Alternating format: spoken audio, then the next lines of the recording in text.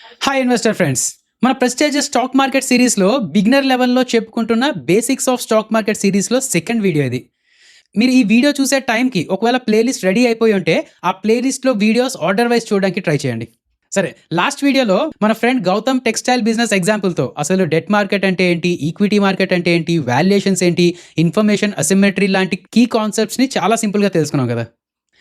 మీ దగ్గర ఉన్న 10,00,000 రూపాయలు అప్పుగా ఇస్తే ఫిక్స్డ్ ఇంట్రెస్ట్ వడ్డీలా వస్తూ ఉంటుంది. అదే ఆ డబ్బులు ఇచ్చి పార్షియల్ స్టేక్ వాటా తీసుకుంటే కొంత రిస్క్‌కి ఎక్స్‌పోజ్ అవుతారు. అండ్ అలాగే అన్‌లిమిటెడ్ అప్‌సైడ్ పొటెన్షియల్ కూడా ఉంటుంది అని తెలుసుకున్నాం గదా! ఆ కాన్సెప్ట్స్ అండ్ చెప్పుకున్న ఎగ్జాంపుల్స్ గుర్తున్నాయా లేదా? నౌ ఇప్పుడు నాకొక విషయం చెప్పండి. గౌతమ్ టెక్స్టైల్ బిజినెస్‌లో మీరు ఒక్కరే ఇన్వెస్ట్ చేస్తారు అండ్ ఇన్వెస్ట్ చేశారు అనుకుంటున్నారా? 10,00,000 వరకు అతను రైజ్ చేస్తున్నారు కాబట్టి మీరు ఒక్కరే చేసి ఉండొచ్చండి. బట్ బిజినెస్ ఎక్స్‌పాండ్ చేయాలని గౌతమ్ ఆలోచించినప్పుడు ₹1,00,00,000 కావాల్సి రావచ్చు. 10,00,00,000 కావాల్సి రావచ్చు. అదంతా మీరు సర్దలేరు కదండీ. సో, మీలాగా ఇంకొకరి దగ్గర 10,00,000నో, ఇంకొక దగ్గర 20,00,000, ఇంకొక దగ్గర 50,00,000 ఇలా కూడా తీసుకునే ఛాన్స్ ఉందా లేదా? సో, మనకిప్పుడు అర్థమైందేంటి? ఒక బిజినెస్‌లో బోలెడు మంది ఇన్వెస్టర్స్ ఉంటారు. వాళ్ళు ఇన్వెస్ట్ చేసిన దాన్ని బట్టి వాళ్ళకి అంత వాటా వస్తుంది ఆ బిజినెస్‌లో. నౌ గౌతమ్ తలుచుకుంటే మేబీ ఈ ఇన్వెస్టర్స్ అందరినీ ఒక పెద్ద రిసార్ట్‌కి పిలిచి పార్టీ ఇచ్చేస్తాడేమో. అంత తక్కువ మంది ఉండొచ్చండి. బట్ రియల్ లైఫ్‌లో వేల, లక్షల, కోట్ల బిజినెస్ చేస్తున్న కంపెనీస్‌లో ఇన్వెస్ట్ చేసిన వాళ్ళు ఇంకెంతమంది ఉంటారో ఆలోచించండి. వాళ్ళందరినీ ఒక్కలా అంచనా వేయలేము కదా! అయితే ఈ అందరి ఇన్వెస్టర్స్‌ని అంటే ఆ కంపెనీలో వాటా ఉన్న వాళ్ళందరినీ కేటగరీ వైస్ డివైడ్ చేయొచ్చండి.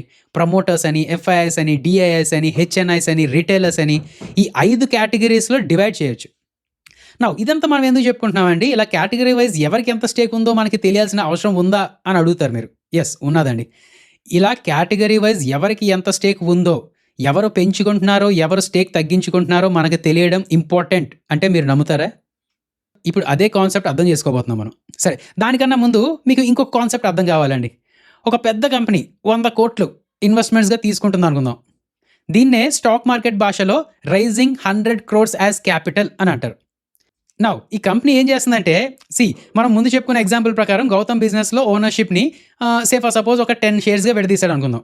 మీరు 10,00,000 ఇన్వెస్ట్ చేశారు కాబట్టి మీకు 50% వాటా ఇస్తున్నాడు కదా! అంటే మీకు 5 షేర్స్ వస్తాయండి. అంతే కదా! అలాగే పెద్ద కంపెనీ ఒకటి 100 క్రోర్స్ రైజ్ చేస్తున్నప్పుడు సరే, కొంచెం ఈజీగా అర్థం కావడానికి 1 క్రోర్ రైజ్ చేస్తుందనుకుంటే, ఆ 1 క్రోర్‌ని ఫర్ సపోజ్ 10,000 షేర్స్‌గా డివైడ్ చేశాడనుకోండి. అంటే ఒక్కొక్క షేర్ తాలూకా ప్రైస్ రూ. 1,000. అంతేనా? ఇప్పుడు మీరు అందులో ఫర్ సపోజ్ ₹1,00,000 ఇన్వెస్ట్ చేశారనుకోండి. మీకు 100 షేర్స్ వస్తాయండి.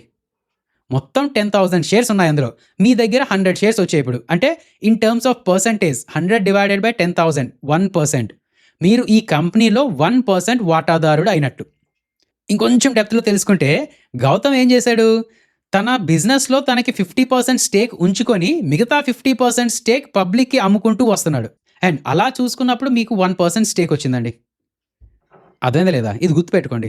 ఇప్పుడు అసలు కథలోకి వద్దాం. ఇప్పుడు మనం ఈ కేటగరీస్ ఆఫ్ ఇన్వెస్టర్స్ గురించి ఒక్కొక్కటిగా మాట్లాడుకోబోతున్నాం అనమాట. ఓకే కదా! ఫస్ట్ ప్రమోటర్స్ అండి. సింపుల్‌గా చెప్పాలి అంటే కంపెనీని మొదట్లో కష్టపడి స్టార్ట్ చేసిన ఒరిజినల్ ఓనర్స్ ఆర్ ఫౌండర్స్ ఈ ప్రమోటర్స్ అనేవాళ్ళు. ఒక నలుగురు కలిపి స్టార్ట్ చేస్తున్నారు. వాళ్ళు ప్రమోటర్స్ అండి.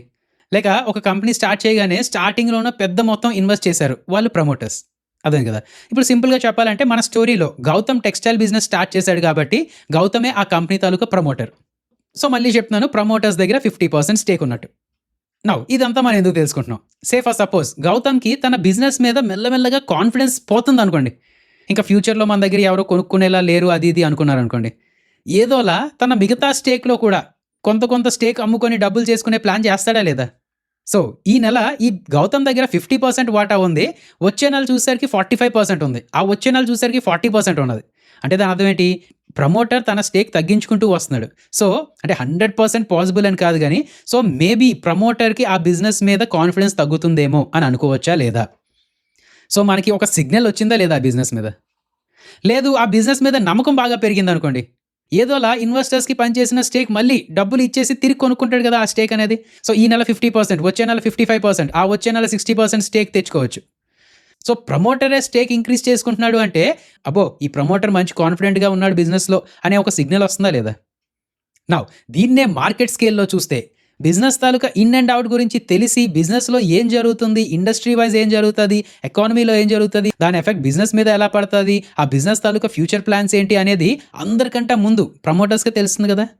సో, ప్రమోటర్స్ దగ్గర వాళ్ళ కంపెనీ తాలూకా షేర్స్ అదే ఎక్కువ పర్సెంటేజ్ మెజారిటీ స్టేక్ ఉన్నది ఆర్ ఎల్స్ ముందు సంవత్సరం మీద ఈ సంవత్సరం పెంచుకుంటూ ఉన్నారు అనేది మనకి తెలుస్తూ ఉంటే మేబీ కంపెనీ ఫ్యూచర్ మీద వాళ్ళ కమిట్మెంట్ స్ట్రాంగ్‌గా ఉంది అనే సిగ్నల్ తీసుకోవచ్చా లేదా?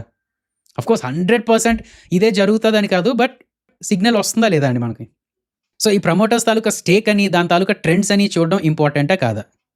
నౌ ఈ ప్రమోటర్స్ తాలూకా స్టేక్ ఎలా ఫైండ్ ఔట్ చేయాలి అనేది చాలా ప్రాసెస్‌లు ఉంటాయండి. For example NSC or BSC వెబ్‌సైట్‌లో ఇక్కడికొచ్చి చూసుకుంటూ ఉండొచ్చు. లేక ఇన్వెస్టర్స్ ఎక్కువగా యూజ్ చేసే స్క్రీనర్ వెబ్‌సైట్ ఒకటుంటుందండి. ఆ స్క్రీనర్ వెబ్‌సైట్‌లో స్టాక్ తాలూకా పేరు పైన సెర్చ్ చేస్తే ఆ స్టాక్ తాలూకా ఇన్ఫర్మేషన్ వస్తుంది. అలా కిందకి వెళ్తే ఇక్కడ చూడండి షేర్ హోల్డింగ్ పర్సెంటేజ్ అని ఉంటుందన్నమాట. ఇక్కడ ప్రమోటర్స్, దాని కిందన ఎఫ్ఐఎస్, దాని కిందన డీఏఎస్, దాని కిందన రిటైలర్స్. నౌ ఈ ప్రమోటర్స్ తాలూకా స్టేక్ ఎంతున్నది అండ్ ప్రతి సంవత్సరం లేదా ప్రతి క్వార్టర్ ఎలా చేంజ్ అవుతుంది అనే డేటా కూడా ఉంటుందండి. అర్థమైంది కదా! సో, ఇలా ఈజీగా చూసుకుంటూ ఉండొచ్చు. ఇదే కాకుండా బోలెడు వెబ్‌సైట్స్‌లో ఉంటాయి, ట్రేడింగ్ ప్లాట్‌ఫార్మ్స్‌లో కూడా ఉంటాయి. బట్ అవన్నీ తర్వాత అండి. ముందు ఒకసారి స్క్రీనర్ వెబ్‌సైట్ ఎలా యూజ్ చేసుకోవాలి, అక్కడ మనకు కావాల్సిన డేటాని ఎక్కడ చెక్ చేయాలి అనేది మీరు అర్థం చేసుకుంటే మంచిది. సో, ప్రమోటర్స్ తాలూకా స్టోరీ అది. Now FIs and DIs. మనం ఫస్ట్ వీడియో ఎగ్జాంపుల్‌లో చెప్పుకున్నట్లు గౌతమ్ బిజినెస్‌లో ఆ ఏరియా కార్పొరేటర్ ఇన్వెస్ట్ చేసాడనుకోండి. అబ్బో! బిజినెస్‌లో ఏదో జరగబోతుంది అని అనుకోవచ్చు. అదే ఆ ఏరియా తాలూకా ఎమ్మెల్యే కూడా ఇన్వెస్ట్ చేస్తే, అబ్బో! ఇంకా ఏదో పెద్దది జరిగే ఛాన్స్ ఉంది అని అనుకోవచ్చు కదా! మనం వాళ్ళకి ఎందుకండి అంత ఇంపార్టెన్స్ ఇస్తున్నాం? ఎందుకంటే వాళ్ళకి ఇంకేదో ఇన్ఫర్మేషన్ తెలుసు. ఇంకేదో కాన్ఫిడెన్స్ ఉంది. ఇన్‌సైడర్ ఇన్ఫర్మేషన్ తెలిసుండొచ్చు. లేదంటే మన మీద బాగా ప్రాపర్‌గా అనాలిసిస్ చేసుకొని తర్వాతే ఇన్వెస్ట్ చేసుకొని ఉండుంటారు. అంతేనా? సేమ్ ఇక్కడ కూడా అంతే అండి. మనం మహా అయితే ఒక 10,00,000 20,00,000 ఎంతో పెడతాం ఒక స్టాక్‌లో. మరి పెద్ద పెద్ద మ్యూచువల్ ఫండ్స్ అని, ఇన్స్యూరెన్స్ కంపెనీస్ అని, వేల కోట్లు ఉన్న హెడ్జ్ ఫండ్స్ అని వీళ్ళు ఒక స్టాక్‌లో ఇన్వెస్ట్ చేస్తున్నప్పుడు ఎంత జాగ్రత్త తీసుకుంటారండి? ఎంత బాగా అనాలిసిస్ చేసి ఉండుంటారు? లేదు అంటే అంత డబ్బులు ఒక స్టాక్‌లో పెడుతున్నారంటే వాళ్ళకి ఏదో ఇన్ఫర్మేషన్ తెలిసే ఉంటది గదా! నౌ ఇలా మన ఇండియన్ మ్యూచువల్ ఫండ్స్ అని, ఇన్స్యూరెన్స్ కంపెనీస్ అని వీటిని డొమెస్టిక్ ఇన్‌స్టిట్యూషనల్ ఇన్వెస్టర్స్ అని అంటారండి. డీఐఐస్ అంటారు. సో, ఒక స్టాక్‌లో వీళ్ళ ownership in terms of percentage ఎంత ఉంది? రీసెంట్‌గా అది పెరుగుతుందా? లేక తగ్గుతుందా? అనేది మనం చూసుకుంటూ ఉంటే, దాన్ని బట్టి ఆ స్టాక్‌లో పెద్ద పెద్ద ఇన్‌స్టిట్యూషన్స్ తాలూకా కాన్ఫిడెన్స్ ఎలా ఉంది అనేది తెలుసుకోవచ్చు కదా మనం. సేమ్ ఇందాక మనం చూసినట్టే స్క్రీనర్ వెబ్‌సైటో లేక ఇందులోనో ఇక్కడికొచ్చి డీఏఎస్ తాలూకా డేటా ఇక్కడ చూసుకోవచ్చండి. ఆ ట్రెండ్స్ బట్టి మనం ఒక అంచనా వేసుకోవచ్చు.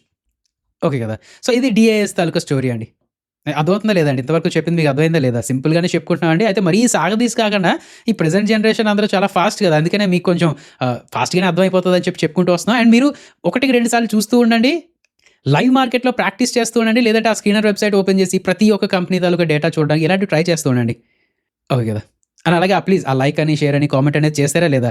ఇలాంటి నాలెడ్జ్ సీరీస్ కోసం స్టాక్ మార్కెట్ గురించి ఏమీ తెలియకపోయినా నేర్చుకుందాం అని చూస్తున్న వాళ్ళు చాలామంది ఉన్నారండి. సో, అలాంటి మీ ఫ్రెండ్స్‌కి కూడా షేర్ చేస్తూ ఉండండి. ప్లీజ్ వాళ్ళని కూడా సబ్స్క్రైబ్ చేసుకోమని చెప్పండి. నౌ ఇందాక మనం డీఏఎస్ కోసం మాట్లాడుకున్నాం గదా! అంటే మన ఇండియన్ మ్యూచువల్ ఫండ్స్ ఎక్సెట్రా వీళ్ళకి ఎక్కువగా మన ఇండియన్ కంపెనీస్‌లోనే ఇన్వెస్ట్ చేయాలి అనే ఒక రూల్ ఉంటుందండి. సో, ఉన్న ఇన్ని స్టాక్స్‌లో మంచి స్టాక్స్ పిక్ చేసుకుంటారు. అందుకనే ఆ స్టాక్స్‌ని మనం కూడా అనాలిసిస్ చేసుకుంటున్నాం. అంతా బానే ఉంది. నౌ ఒక ఫారెన్ మ్యూచువల్ ఫండ్ లేదా ఇన్స్యూరెన్స్ కంపెనీ లేదా అక్కడ పెన్షన్ ఫండ్ ఒకటి ఉన్నదండి. వాళ్ళు ఎక్కడ పడితే అక్కడ ఇన్వెస్ట్ చేసుకోవచ్చు. ఇప్పుడు యూఎస్‌లో ఒక పెన్షన్ ఫండ్ ఉన్నది. వాళ్ళు సౌత్ కొరియాలో ఇన్వెస్ట్ చేసుకోవచ్చు, చైనాలో ఇన్వెస్ట్ చేసుకోవచ్చు, తైవాన్‌లో ఇన్వెస్ట్ చేసుకోవచ్చు, యూఎస్‌లో కూడా ఇన్వెస్ట్ చేసుకోవచ్చు. ఇలా ఎక్కడ పడితే అక్కడ ఇన్వెస్ట్ చేసుకోవచ్చు వాళ్ళు. అలాంటప్పుడు మన ఇండియాకి వచ్చి అందులో ఒక స్టాక్‌లో వాళ్ళు ఇన్వెస్ట్ చేశారంటే వాళ్ళకి ఎక్కువ కాన్ఫిడెన్స్ ఆర్ వాళ్ళు ఇంకా బాగా అనాలిసిస్ చేసుకొని ఉండుంటారు కదా! అర్థమవుతుందా లేదా? సో, ఇలాంటి ఫారెన్ ఇన్వెస్టర్స్‌నే ఎఫ్ఐఐస్ ఫారెన్ ఇన్‌స్టిట్యూషనల్ ఇన్వెస్టర్స్ అని అంటారండి. వీళ్ళు ఒక కంపెనీలో, ఒక స్టాక్‌లో పెద్ద మొత్తంలో ఇన్వెస్ట్ చేస్తున్నారు అంటే డీఏఎస్ మీద ఎక్కువ ఇంపార్టెన్స్ ఇస్తారండి మన ఇన్వెస్టర్స్. ఎఫ్ఐఐస్ తాలూకా ఈ స్టేక్ ఇంక్రీజ్ ఆటిలకి.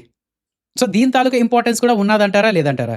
ఎఫ్ఐఐస్ ఒక స్టాక్‌లో ఎంత స్టేక్ ఓన్ చేస్తున్నారు అండ్ ఇప్పుడు క్వార్టర్లీ ఆర్ ఎల్స్ ఇయర్లీ ఎలా చేంజ్ అవుతుందో ఏంటో అనేది చూస్తూ ఉండడం ఇంపార్టెంటా కాదా? సో, కొత్త విషయం నేర్చుకున్నాం కదండీ మనం ఇవాళ. అండ్ ఫైనల్‌గా రిటైలర్స్ అండి మనం. రిటైల్ తాలూకా స్టేక్ ఎంతున్నదో, వాళ్ళు పెంచుకుంటున్నారో, తగ్గించుకుంటున్నారో అనేది ఇక్కడ తెలిసిపోతూ ఉంటుంది. నౌ రిటైలర్స్ తాలూకా స్టేక్ చూడడం ఎందుకు అంత ఇంపార్టెంట్ అంటే, జనరల్‌గా చెప్తున్నానండి. ఇప్పుడు ఒక స్టాక్‌లో రిటైల్ తాలూకా పార్టిసిపేషన్ ఎక్కువ ఉన్నదనుకోండి. అంటే ఇప్పుడు సే ఫర్ సపోజ్ ఒక బ్యాంక్ ఉన్నదండి. మన వీధి సందులో ఒక బ్యాంక్ ఉన్నది. ఆ బ్యాంక్‌లో అందరూ ఇన్వెస్ట్ చేసుకుంటూ వస్తున్నారు. ఎఫ్‌డీలు చేసుకుంటూ వస్తున్నారు. ఇప్పుడు ఒక వాట్సాప్ మెసేజ్ వచ్చిందండి. ఈ బ్యాంక్ ఎత్తేస్తున్నాడు అని చెప్పి. నెక్స్ట్ మినిట్ ఏం జరుగుతది? ప్రతి ఒక్కరు పరిగెట్టి అక్కడికెళ్ళి ఎఫ్‌డీలు విత్‌డ్రా చేసుకొని, డబ్బులు విత్‌డ్రా చేసుకుందాం అని చూసుకుంటుంటారు కదా! దాన్నే పానిక్ అంటారు. ఆ పానిక్‌నెస్ అనేది రిటైలర్స్‌లో ఎక్కువ ఉంటూ ఉంటుంది.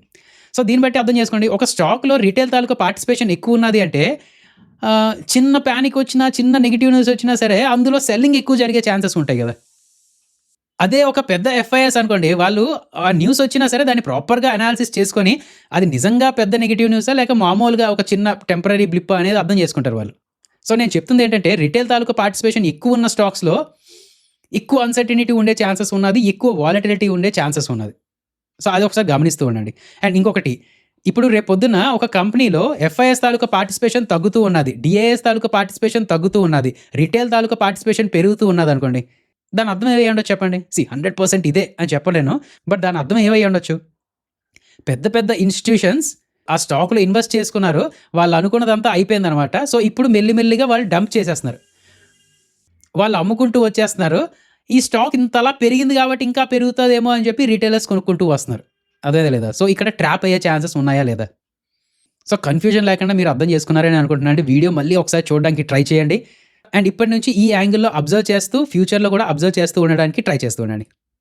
సో, ఇదండి ఈ వీడియో. నెక్స్ట్ వీడియోలో మనం ఏం చేస్తామంటే ఒక ట్రేడింగ్ ప్లాట్‌ఫార్మ్ ఓపెన్ చేసి ముందు మీకు అకౌంట్ ఎలా ఓపెన్ చేసుకోవాలి ఇవన్నీ చెప్తాను. దాని తర్వాత ట్రేడింగ్ ప్లాట్‌ఫార్మ్ ఓపెన్ చేసి అక్కడ ఎలా బై అండ్ సెల్ చేసుకోవాలి అనే దానికి ఒక డెమో ఇస్తానండి. ఇప్పుడు రిలయన్స్ అని సెర్చ్ చేస్తే రిలయన్స్ తాలూకా ఈక్విటీ ఉంటది, ఫ్యూచర్స్ ఉంటది, ఆప్షన్స్ కూడా ఉంటది. సో, మీకు తెలియక ఒకవేళ ఫ్యూచర్స్ ఏమైనా కొనేసుకుంటే ప్రాబ్లమ్ ఫేస్ చేస్తారు. లాసెస్ ఫేస్ అయ్యే ఛాన్సెస్ ఉన్నది. అండ్ అలాగే ఆ రిలయన్స్‌లో లిమిట్ ఆర్డర్ అని, మార్కెట్ ఆర్డర్ అని ఇలాంటివన్నీ ఉంటాయండి. సో, ఇలాంటి ప్రాక్టికల్ స్టఫ్ అనేది నెక్స్ట్ వీడియోలో మనం చెప్పుకుందాం. ఓకే కదా! ఇదండి ఈ వీడియో. సో, ఈ వీడియోలో మీకు కొత్తవి యూజ్‌ఫుల్ విషయాలు తెలిసాయి అనుకుంటే ప్లీజ్ లైక్ చేయండి, షేర్ చేయండి అండ్ సబ్స్క్రైబ్ చేయండి. మీ థాట్స్‌ని, డౌట్స్‌ని కిందన కామెంట్స్‌లో అడగండి. ఒక చిన్న డిస్క్లైమర్ అండి. ఈ వీడియోలో చెప్పే కాన్సెప్ట్స్, స్ట్రాటజీస్ అలాగే మెన్షన్ చేసే కంపెనీస్ లేదా స్టాక్స్ అన్నీ కేవలం ఎడ్యుకేషన్ మరియు ఇన్ఫర్మేషన్ పర్పస్ కోసమే. వేటిని ట్రేడింగ్ లేదా ఇన్వెస్ట్‌మెంట్ అడ్వైస్‌గా తీసుకోకండి. మేము SEBI registered analyst or investment advisers కాము. కాబట్టి ఏదైనా ఇన్వెస్ట్‌మెంట్ డెసిషన్ తీసుకునే ముందు మీ సొంత రీసెర్చ్ చేయండి. లేదంటే SEBI registered analyst or investment అడ్వైజర్‌ని సంప్రదించండి. ఉంటాను మరి. Happy investing.